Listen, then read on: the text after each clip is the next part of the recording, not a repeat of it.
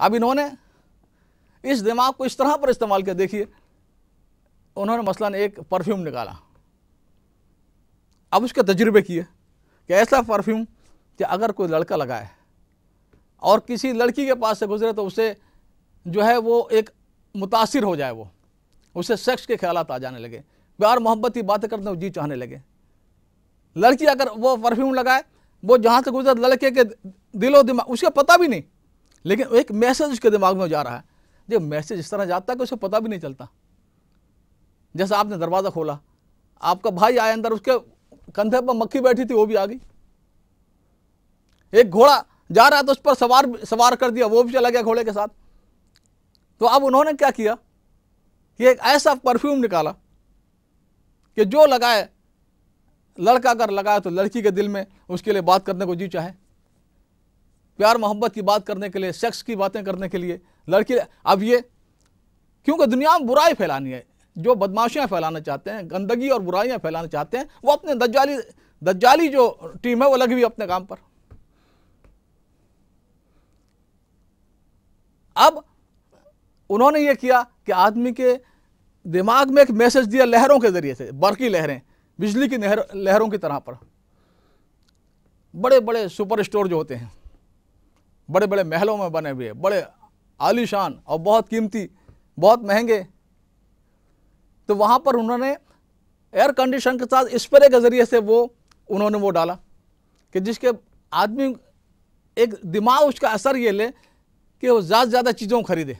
एक आदमी को नाश्ता खरीदना 5 पाउंड का 50 पाउंड का लेकर आ जाए, क्रेडिट कार्ड तो है उसके पास, अगर पैसे नहीं है तो। अब उन्होंने देखा बिक्री तो बढ़ रही, इससे लोग आते हैं और ज़्यादा खरीद के जाते हैं। तो अब ये भी इंसान के दिमाग पर उन्होंने गौर किया। जैसे एक आदमी नशा लेता है, हीरोइन का या कोई भी नशा लेता है, तो नशा तो उसने ज़बान पर रखा, लेकिन असर दिमाग पर हुआ। अब उन्होंने सोचा कि इंसान के दिमाग पर कैसे कंट्रोल करें, इंसान के दिमाग पर अपनी बात कैसे डालें। अब उन्हें म्यूज़िक पहले कहा जाता है कि म्यूज़िक से आदमी अल्लाह से गाफिल हो जाता है, नमाज का उसे ख्याल नहीं रहता, दीन से गाफिल हो जाता है। लेकिन आज तो हज़ारों बुराइयाँ इसमें आ गई कि म्यूज़िक के ज़रिए आहिस्ता आहिस्ता, एकदम से पता नहीं चलता। एक जगह पर एक PhD प्रोफेसर हैं, उन्होंने बताया कि हमने क्लास के बच्चों को एक मैसेज देना था, गलत किस्म का। 300 बच्चे हैं, हमने एक म्यूज़िक के ज़रिए, गाने के ज़रिए से उनको, बच्चों को पूछा बाद में क्या मैसेज तुमने लिया, तो बच्चों ने कहा तो मैसेज तो बस वो जो गाने के बोल तो वो बताया। उन्होंने कहा नहीं, हमने कोई और मैसेज दिया। अब उन्होंने स्लो फ्रीक्वेंसी पर आहिस्ता लहरों पर चलाया उसको बैक करके, तो पता चला कि उसमें एक और मैसेज था, अल्लाह के, बहुत गंदा मैसेज अल्लाह के खिलाफ। तो ये एकदम से दिमाग आहिस्ता आहिस्ता आहिस्ता जब जाता रहेगा तो फिर दिमाग में वो चीज़ आ जाएगी। अब एक मैसेज मिसाल के तौर पर उन्होंने म्यूजिक चलाया, किल टू योर मम, किल टू योर डैड। अब ये म्यूजिक का मैसेज है, बच्चा समझता है मैं म्यूजिक सुन रहा हूँ। अब आहिस्ता आहिस्ता उसके असरात ये हो रहा है कि उसके दिल में एक माँ के खिलाफ, बाप के खिलाफ एक गज़ब, एक गुस्से की कैफियत आ रही है।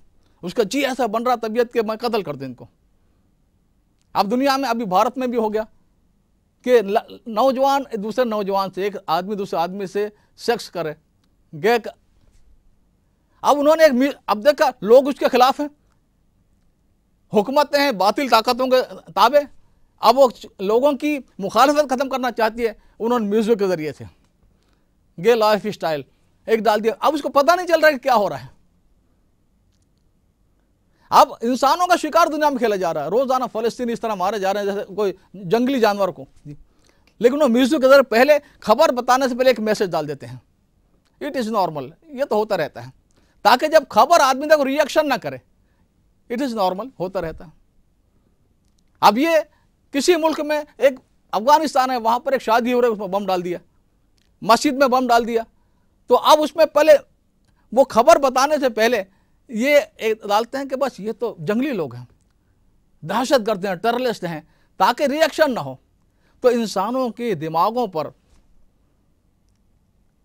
कंट्रोल और कब्जा शैतानी ताकतों का हो, इसके लिए दुनिया में बड़ी कोशिश हो रही है।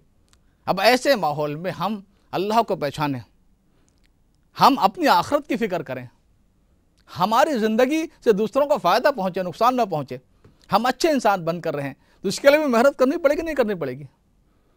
दज्जाली फितनों के दौर में तो और ज़्यादा कोशिश करनी पड़ेगी कि हम अपने बच्चों को भी अच्छे इंसान बनाएं, खुद भी अच्छे इंसान बने, और हमारे घर में वो माहौल बने कि जिससे हम अच्छे इंसान बनकर दुनिया में निकलें। वमा अलैना इल्लल बलागुल मुबीन। अस्सलामु अलैकुम।